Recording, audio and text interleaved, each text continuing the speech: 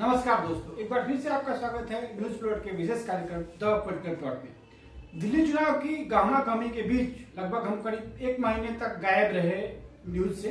इसके दो कारण थे। पहला तो ये कि मेरे परिवार में एक व्यक्तिगत त्रासदी हो गई थी, जिसके कारण मुझे दिल्ली छोड़कर जाना पड़ा। और दूसरा कारण ये है कि दिल्ली के राजनीतिक हालात दिन ब दिन इस तरीके से बदल रहे थे कि चुनावों के चलते समय, खासकर ऐसे हालात में जबकि मैं यहाँ था नहीं, इसके बारे में कुछ भी कहना संभव नहीं था। जब मैं यहाँ से गया था तो ऐसा लग रहा था कि आम आदमी पार्टी थोड़ी सी मुश्किल में है। हमने अपने महिला स्तर वाले प्रोग्राम में बताया था कि आम आदमी पार्टी को करीब 46% के आसपास वोट आ रहे हैं, और जब मैं गया था तब भी लोगों की स्थिति वैसी ही थी। लेकिन जब मैं वापस आया करीब 14-15 दिनों के बाद तो स्थिति काफी बदल गई, और अंतिम 3 दिनों में तो चुनाव का खेल सारा ही बदल गया, और इसी हिसाब से ये समीकरण बदलते रहे। अब जब अंतिम चुनाव परिणाम आया तो भारतीय जनता पार्टी को आशा से अधिक सीटें मिली। भारतीय जनता पार्टी के किसी भी नेता को यह आशा नहीं थी कि हमें 40 से ऊपर सीटें मिल सकती थी। 50 सीटों पे जो गंभीरता से चुनाव ही लड़ रहे थे, और उनको 48 सीटें मिली। दूसरी तरफ आम आदमी पार्टी को सिर्फ 22 सीटें मिली। लेकिन हम भाजपा की इस जीत और आम आदमी पार्टी की इस हार के कारणों में के बारे में अभी चर्चा नहीं करेंगे, क्योंकि न्यूज प्लॉट पे हम सिर्फ उगते ही सूरज को सलाम नहीं करते, हम उनके बारे में भी बात करते हैं जो पीछे छूट गए। तो इस वीडियो में हम बात करेंगे कांग्रेस पार्टी के बारे में, जिसे इस चुनाव में मान्यता प्राप्त पार्टियों में सबसे कम वोट मिला। तो इस वीडियो में हम बात करेंगे कांग्रेस पार्टी के बारे में, जिसे इस चुनाव में मान्यता प्राप्त राजनीतिक पार्टियों में सबसे कम वोट मिला, और पिछले 3 चुनावों की तरह वो इस बार भी दिल्ली के विधानसभा चुनाव में अपना खाता नहीं खोल सकी। और कुछ लोग तो ये कह के भी मजाक उड़ा रहे हैं कि दिल्ली में उसकी 0 की डबल हैट्रिक हो गई है। लेकिन मामला ऐसा नहीं है। कांग्रेस से चुनाव लड़ी और अच्छा लड़ी। उसने कई सीटों पे आपकी संभावनाओं को नुकसान भी पहुंचाया, और इस बारे में ही इस वीडियो में हम बात करेंगे। लेकिन इससे पहले हम बात कर रहे हैं कुछ प्रतिक्रियाओं के बारे में। जिस दिन चुनाव के नतीजे आ रहे थे उस दिन कांग्रेस के प्रदर्शन के बारे में 2 तरीके की प्रतिक्रियाएं आ रही थी।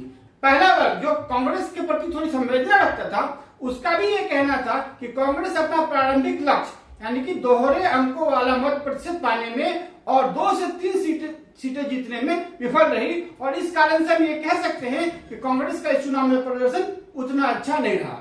लेकिन कुछ ऐसे भी प्रतिक्रिया देने वाले थे जो अपनी प्रतिक्रिया में काफी क्रूर थे। उन्होंने तो इंडिया गठबंधन को तोड़ने और आपकी हार का कारण बनने का ठीकरा सीधा सीधा कांग्रेस पार्टी के सर पे ही फोड़ दिया। अब इस दोनों ही बातों में थोड़ी सी सच्चाई है, लेकिन उसके बारे में हम थोड़ी विस्तार से बाद में चर्चा करेंगे। पहले ये देख लेते हैं कि इस चुनाव में कांग्रेस का प्रदर्शन वास्तव में रहा कैसा। अब इस चुनाव के नतीजों की बात करें तो कांग्रेस को दिल्ली में 6.34% वोट मिले हैं, जो पिछली बार उसे मिले वोटों की तुलना में लगभग 2% अधिक हैं। 3 ऐसी सीटें थी जहां उसे 20% से भी अधिक वोट मिले, और उनमें से एक सीट पे तो उसका उम्मीदवार दूसरे नंबर पे भी रहा। कस्तूरबा नगर विधानसभा सीट में कांग्रेस का उम्मीदवार दूसरे नंबर पे रहा और आम आदमी पार्टी का उम्मीदवार तीसरे नंबर पे रहा। इसके अलावा 12 ऐसी सीटें थी जहां भाजपा को 8 के ऊपर मिली जीत का अंतर कांग्रेस पार्टी को मिले वोटों से अधिक था। लेकिन इसके उलट 7 सीटें ऐसे भी थी जहां भाजपा के ऊपर आम आदमी पार्टी को मिली जीत का अंतर कांग्रेस को मिले वोटों से कम था। इस तरीके से हम देखें तो कांग्रेस ने इस चुनाव में भारतीय जनता पार्टी और आम आदमी पार्टी दोनों की संभावनाओं को नुकसान पहुंचाया है। वैसे तो हम ये कह सकते हैं कि जो कांग्रेस का वोट था वो आम आदमी पार्टी को ही जाता, लेकिन वैसा चुनाव में होता नहीं है। और इस कारण से हम ये कह सकते हैं कि अगर 5-6 सीटों पे कांग्रेस आम आदमी पार्टी की हार का कारण बनी, तो 2-3 सीटों पे कांग्रेस ने भाजपा को भी नुकसान पहुंचाया जरूर है। जहां तक कांग्रेस के अपने नेताओं की बात है तो इस प्रदर्शन से बहुत ज्यादा निराश भी नहीं है, न ही बहुत ज्यादा खुश हैं। उनका कहना है कि हमारा पहला लक्ष्य था केजरीवाल एंड कंपनी से छुटकारा पाना, और वो अब हमने पा लिया है। अब हम पूरी ताकत से नरेंद्र मोदी के नेतृत्व वाली भाजपा का विरोध करेंगे, राज्य के स्तर पर भी और केंद्र के स्तर पर। उनमें से एक नेता ने कहा कि पश्चिम बंगाल में पिछले चुनाव में वामपंथी मोर्चा ने एक नारा दिया था, आगे आगे राम तब पीछे पीछे बाम, यानी कि पहले भाजपा को जिताओ और उसके बाद ममता बनर्जी की जगह लो। कांग्रेस भी शायद दिल्ली में उसी राह पे चलती नजर आ रही है। अब आगे की बात करें तो हम बाद वाली प्रतिक्रिया जो कांग्रेस के प्रति थोड़ी अधिक सख्त है उसके बारे में बात करते हैं। कुछ लोगों का यह कहना है कि इस चुनाव में अगर कांग्रेस और आम आदमी पार्टी का गठबंधन होता तो शायद भाजपा जीत नहीं पाती, और जीतती भी तो इतनी बड़ी जीत नहीं मिलती। इसमें थोड़ी सी सच्चाई है, लेकिन इसका कोई सीधा सीधा जवाब है नहीं।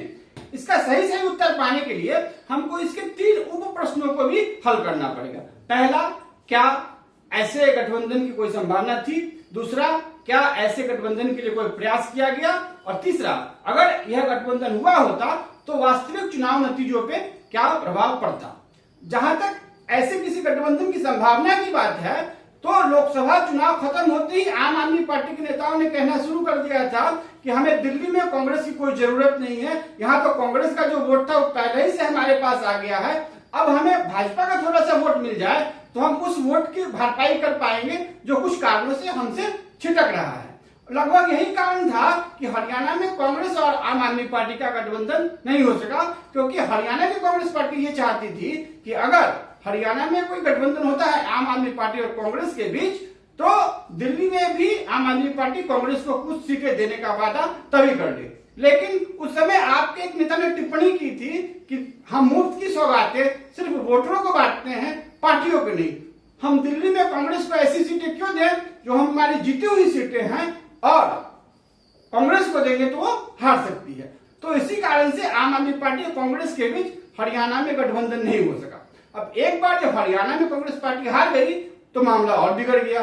हरियाणा के नेता और नाराज हो गए और दिल्ली के नेता तो आम आदमी पार्टी से खाए ही बैठे थे।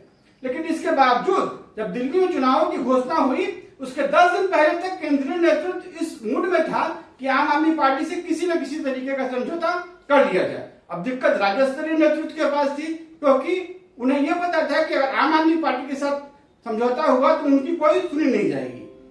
अंत में कांग्रेस पार्टी के केंद्रीय नेतृत्व ने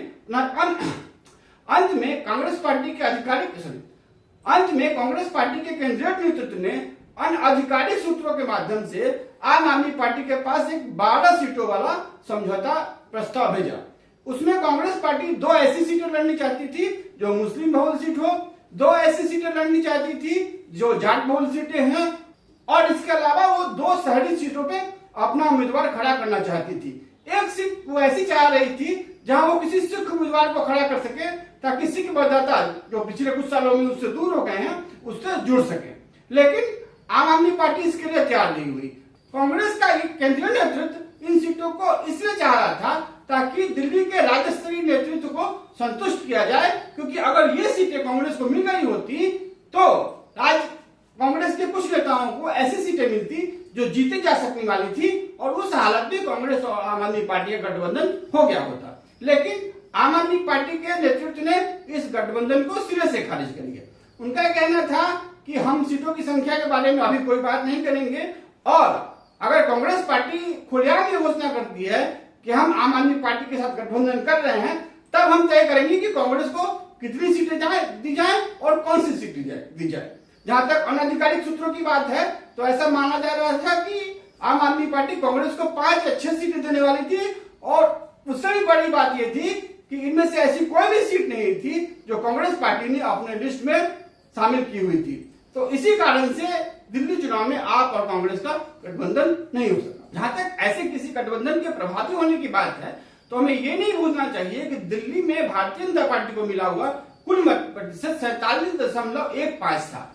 अगर आम आदमी पार्टी और कांग्रेस के बीच कोई गठबंधन हुआ भी होता तब भी कांग्रेस के करीब 20% वोट, 5 में से 1 वोटर भाजपा को ट्रांसफर हो गया होता, और वैसी हालत में भाजपा का वोट शेयर 48.5% के आसपास हो सकता है 49% होता, और फिर भी आम आदमी पार्टी और कांग्रेस उससे थोड़े पीछे रह जाती। अगर 49% वोट मिलता तो आम आदमी पार्टी और कांग्रेस को 48% वोट मिलते, और अगर 48.5% वोट मिलता तो कांग्रेस और आप गठबंधन को 47.5% वोट ही मिलता, और इस तरह से ये गठबंधन फिर भी भाजपा से पीछे रह जाता। दिल्ली की सीटों का गणित इस तरह से है कि भाजपा इस गठबंधन से 1-2% पीछे भी अगर रहती तब भी वो ज्यादा संख्या में सीटें जीतती।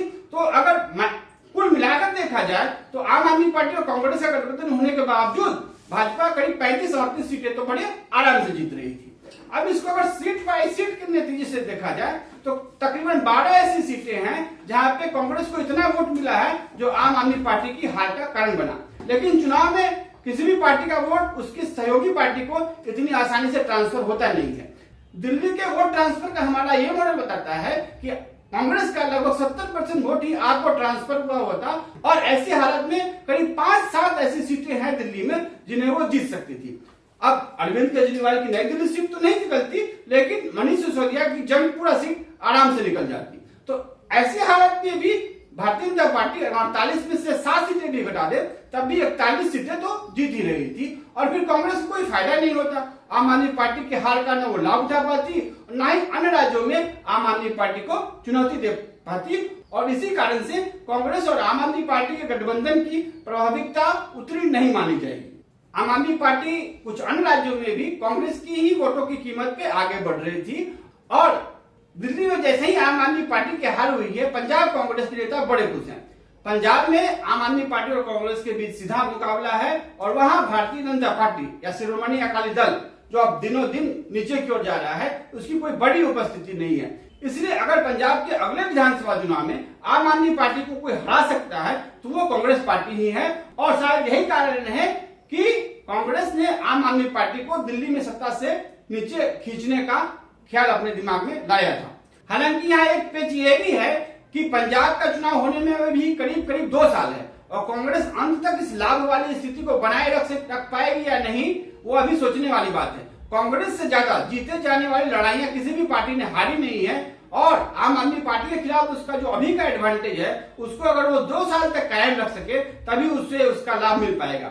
इस दौरान अगर आम आदमी पार्टी की पंजाब सरकार ने अपना काम थोड़ा सा दुरुस्त कर लिया और अपने वोटों की संख्या बढ़ा ली या फिर भारतीय जनता पार्टी जो मनजिंदर सिंह सिरसा को दिल्ली में मंत्री बना के पंजाब में घुसपैठ करने की कोशिश कर रही है, उसने अपनी स्थिति और सुदृढ़ कर ली तो हो सकता है कि आम आदमी पार्टी एक बार फिर से पंजाब की सत्ता में वापस आ जाए और कांग्रेस दिल्ली के चुनाव में आम आदमी पार्टी की दुर्गति का जो लाभ उठाने की कल्पना कर रही है वो ऐसा हो न सके। तो अगर गैम्बलिंग की भाषा में कहा जाए तो कांग्रेस को दिल्ली के चुनाव से कुछ चिप्स तो हासिल हुए हैं, लेकिन उसको पंजाब चुनाव में ही घुराया जा सकता है और वो भी तब जब वो किसी और गैम्बलिंग स्लॉट पे इन चिप्स को बर्बाद ना कर। लेकिन आम आदमी पार्टी और कांग्रेस के बीच की ये जद्दोजहद सिर्फ पंजाब तक ही सीमित नहीं है। गुजरात और गोवा में भी पिछले कुछ सालों में भारतीय जनता पार्टी की भारी जीत के पीछे आम आदमी पार्टी एक बड़ा कारण रही थी। अब जब आम आदमी पार्टी दिल्ली में हार गई है, उसका मदरशिप ध्वस्त हो गया है, तो उसकी जो छोटी छोटी राज्य इकाइयां हैं उनका अपने आप में सिमटना वाजिब बनता है और ये तमाम वोट कांग्रेस के पास ही वापस जाएंगे। गुजरात में ये अभी भी पर्याप्त नहीं होगा, भाजपा और कांग्रेस के बीच का अंतर काफी बड़ा है, करीब 22% वोट का अंतर है। तो आम आदमी पार्टी को मिले 14-15% वोट अगर वापस भी चले जाते हैं कांग्रेस में तो भी भारतीय जनता पार्टी को हराने के लिए काफी नहीं है और वहां पे कांग्रेस को थोड़ी और मेहनत करनी पड़ेगी। लेकिन गोवा में मामला पलट सकता है, वहां कांग्रेस और भारतीय जनता पार्टी के बीच का अंतर बहुत कम है और पिछले चुनाव में आम आदमी पार्टी को वहां 7% के आसपास वोट मिले थे। अगर ये वोट सीधे सीधे कांग्रेस को ट्रांसफर हो जाते हैं तो कांग्रेस पार्टी वहां बड़ी आराम से सत्ता में आ जाएगी और खासकर इसलिए क्योंकि वहां की जो स्थानीय भाजपा सरकार है वो बहुत अलोकप्रिय है। अगर कांग्रेस पार्टी वो चुनाव नहीं जीतती है इन हालात में भी थोड़ी आश्चर्य की बात होगी। इसलिए दिल्ली में आम आदमी पार्टी की हार का फायदा पंजाब से अधिक कांग्रेस पार्टी को गोवा और गुजरात में मिलने वाला है। इसके अलावा कांग्रेस पार्टी को आपकी इस हार से छोटा सा फायदा यह भी हुआ है कि अब ब्रांड राहुल थोड़ा सा चमक गया है। इसके अलावा आम आदमी पार्टी की इस हार से कांग्रेस को छोटा सा फायदा यह भी हुआ है कि अब ब्रांड राहुल आगे बढ़ गया है और केजरीवाल जो दिल्ली में यह चुनाव जीतने के बाद पूरे देश की एकजुट विपक्ष का नेतृत्व करने का सपना देख रहे थे, वो सपना तो लगभग चकनाचूर हो गया है। दिल्ली में जो उनकी किरकिरी हुई है उस कारण से वो लगभग 2034 के लोकसभा चुनाव तक तो देश में के किसी भी विपक्षी गठबंधन का नेतृत्व करने लायक रहेंगे ही नहीं और तब के लिए तो अभी बहुत समय लग रहा है। केजरीवाल की अपनी व्यक्तिगत स्थिति उतनी अच्छी नहीं रहती है और जिस तरह के मामलों में घिरे हुए हैं अगले 7-8 साल में उनका क्या होगा वो तो भगवान ही जाने। तो इस कारण से ब्रांड केजरीवाल के मध्यम पड़ने से ब्रांड राहुल काफी चमक गया है। अब वापस दिल्ली की बात करें तो इन चुनाव में दिल्ली में मैंने एक बड़ी अजीब सी चीज देखी। मुझे कई सारे ऐसे मतदाता दिखे, बूथ पे दिखे जिनका ये कहना था कि वो भारतीय जनता पार्टी को वोट कर रहे हैं क्योंकि वो बदलाव चाहते हैं और उनको नहीं लगता कि कांग्रेस पार्टी आम आदमी पार्टी को हरा पाएगी।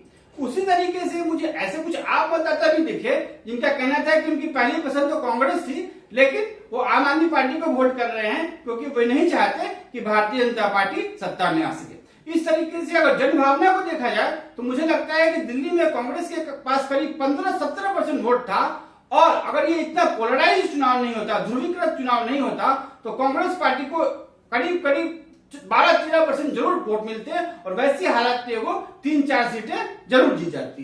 तो इस कारण से दिल्ली में भले ही कांग्रेस को सिर्फ 6% वोट मिले हैं, लेकिन वो इसकी वास्तविक स्थिति को दर्शाने के लिए पर्याप्त नहीं है। अब मेरी इस बात से दिल्ली कांग्रेस के नेता थोड़ी खुश हो सकते हैं, थोड़ी राहत की सांस ले सकते हैं, लेकिन उनके लिए हमेशा से अच्छी खबर नहीं रही है। दिल्ली में 2 ऐसी मुस्लिम बहुल सीटें थी, बल्ली मरण और मटियामाल, जहां के मतदाताओं को इस बात की आशंका नहीं थी कि अगर वो आम आदमी पार्टी को वोट नहीं करेंगे तो भारतीय जनता पार्टी चुनाव जीत जाएगी। वहां भारतीय जनता पार्टी काफी पीछे थी और उसको जो वोट मिले वो अंतिम नतीजों तक भी 25% से नीचे ही रहे, लेकिन फिर भी वहां के मुस्लिम मतदाताओं ने कांग्रेस को वोट नहीं दिया। इसके अलावा अगर हम दिल्ली के और 2 मुस्लिम डोमिनेटेड सीटों की बात करें, ओखला और मुस्तफाबाद, वहां भी कांग्रेस पार्टी मुकाबले में थी और उसके साथ AIMIM ने भी अपने उम्मीदवार उतारे थे। इन 2 सीटों पे शुरू में ऐसा माहौल था कि कांग्रेस के उम्मीदवार को काफी वोट मिल रहे हैं, लेकिन अंत में जब चुनावी नतीजे आए तो AIMIM के उम्मीदवार ने कांग्रेस से काफी ज्यादा वोट हासिल किए और एक ऐसी स्थिति तो ऐसी बनी कि मुस्तफाबाद, जो कि एक मुस्लिम डोमिनेटेड सीट है, वहां पे AIMIM का उम्मीदवार आम आदमी पार्टी के उम्मीदवार की हार का कारण बना, और ये जानते हुए भी कि AIMIM को वोट देने के कारण भाजपा का उम्मीदवार जीत सकता है, वहां के मुसलमानों ने AIMIM को वोट दिया, कांग्रेस को नहीं दिया और आम आदमी पार्टी को नहीं दिया। इस तरह जहां कांग्रेस देश भर में मुस्लिम मतदाताओं की पहली पसंद बनी हुई है, वहीं दिल्ली में अभी भी उसको मुस्लिम मतदाताओं के मन में अपनी जगह बनाना बाकी है। इस बारे में जब हमने कुछ विशेषज्ञों से बात करी तो उनका कहना है कि कांग्रेस का जितना वोट था दिल्ली में, उसने लगभग वो सब गंवा दिया है और उसके पास अब ऐसा कोई नहीं बचा है जिसके इर्द गिर्द वो एक बड़ा राजनीतिक समीकरण खड़ा कर सके। उनका कहना था कि दिल्ली की दलित सीटों को अगर हम देखें तो वहां कांग्रेस को काफी कम वोट मिले हैं। दिल्ली में करीब 12 SC रिजर्व सीटें हैं जहां सिर्फ दलित उम्मीदवार ही चुनाव लड़ सकते हैं। उनमें से सिर्फ एक सीट पे कांग्रेस पार्टी को 10% से ज्यादा वोट मिले हैं और 8 सीटों पे तो उसका मत प्रतिशत 5% से भी कम था। तो अगर दलित मतदाता जो हमेशा से कांग्रेस पार्टी के ही सपोर्टर रहे हैं, वही अगर कांग्रेस पार्टी में वापस नहीं जाएंगे तो मुस्लिम वोटर्स के भी कांग्रेस के पक्ष में खड़े होने की संभावना काफी कम हो जाएगी। अब इस वीडियो के अंतिम अंश में हम इस बारे में बात करें कि दिल्ली में दोबारा से राजनीति के केंद्र में आने के लिए कांग्रेस को क्या करना पड़ेगा। तो इसके भी 2 रास्ते हैं, एक तो ऑटोमेटिक और दूसरा मैनुअल।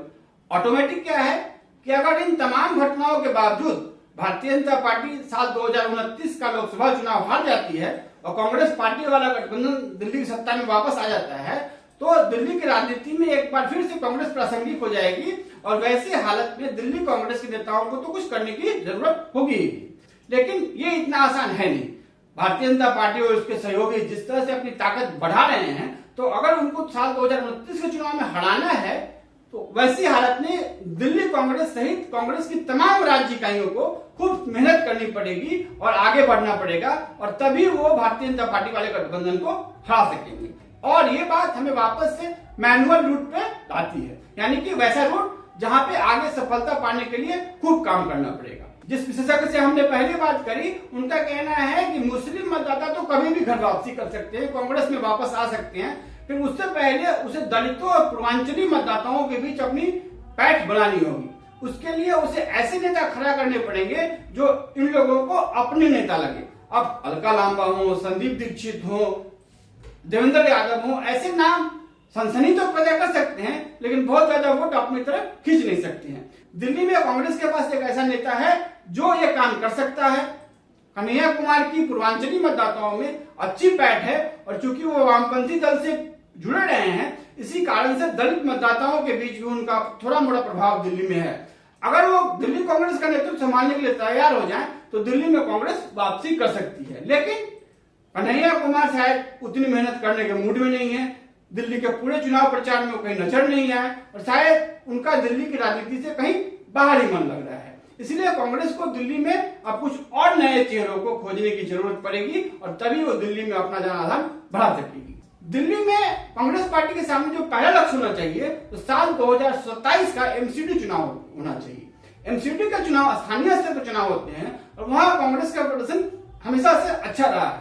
2017 के एमसीडी चुनाव की बात करें तो वहां कांग्रेस पार्टी को जो वोट मिले थे वो करीब आम आदमी पार्टी के बराबर ही थे और 2022 में आम आदमी पार्टी के राज्य की सत्ता में रहने के बावजूद कांग्रेस को यहाँ 12 से 13% वोट एमसीडी चुनाव में मिले थे। अब दिल्ली में जो अगला एमसीडी चुनाव होगा वो साल 2027 में होगा और वो तब होगा जब पंजाब में चुनाव हो चुके होंगे। अगर कांग्रेस पार्टी पंजाब का विधानसभा जीतने में कामयाब हो जाती है, चाहे वो थोड़े ही अंतर से सही हो, तब आम आदमी पार्टी एकदम से बैकफुट पे होगी और वैसी हालत में कांग्रेस पार्टी दिल्ली में मुख्य विपक्षी दल का दर्जा बड़ी आसानी से हासिल कर सकती है। अब अगर कांग्रेस पार्टी साल 2027 के एमसीडी चुनाव में दिल्ली की मुख्य विपक्षी पार्टी बन जाती है तो आज की अकड़ भी थोड़ी सी ढीली हो जाएगी और ऐसी हालत में 2029 का लोकसभा चुनाव और साल 2030 का विधानसभा चुनाव, ये दोनों पार्टियां आपस में मिलकर लड़ सकती हैं। मेरा अपना अनुमान है कि कांग्रेस और आम आदमी पार्टी दोनों 35-35 सीटों पर लड़े या 40-30 सीट पे ही लड़ लें, तब भी उनका वोट शेयर दिल्ली में 45% से कम नहीं होगा और भारतीय जनता पार्टी जिसके पास 47% वोट है वो भी ऐसी हालत में, जबकि दिल्ली में एकदम पोलराइज इलेक्शन था, उसकी छोटी सी चूक का भी फायदा ये गठबंधन उठा सकता है। तो चश्मे के उस उल्टे नजरिए से देखें तो दिल्ली में आम आदमी पार्टी की जो हार हुई है और उसके लिए कांग्रेस को जिस तरह से दोषी ठहराया जा रहा है वो सही नहीं है और आम आदमी पार्टी की ये हार कम से कम दिल्ली में इंडिया ब्लॉक के एकजुट होने का कारण भी बन सकती है। तो इस वीडियो में इतना ही। अगले वीडियो में हम बात करेंगे दिल्ली चुनाव से जुड़े हुए किसी और मुद्दे पे। तब तक के लिए दीजिए इजाजत।